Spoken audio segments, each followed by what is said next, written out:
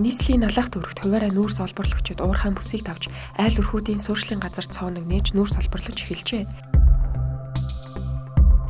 Сүүлийн 2 жилд хүчээ авсан энэ хууль бус замбраагүй олборлолтын уршигаар айлуудын хашааны газар хагарч барьсан байшин амбарт нь ан цав гарсан байна. Хашааны газар доогор нухаж байж мэдхийн хараа хяналтгүй ажиллагаа оршин суугчдын амар тайван байдлыг алдуулж хизээ нүүрсний нөхрөө гэртээгээ цөмөрч орох бол гэсэн айдас давтуулах болжээ.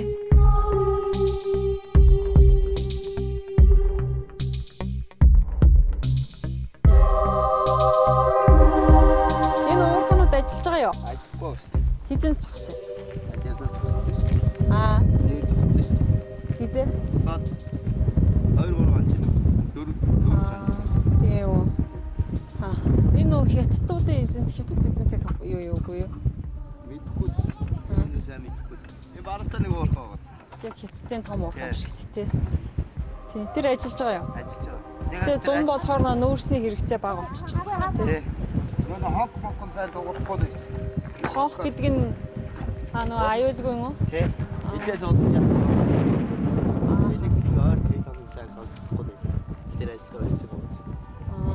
Энэ уурхайг эзэн сухаж эхэлсэн бэ? Энэ айлуудтай айгүй ойрхон байгаа байхгүй тий. Мэдхгүй шүү дээ.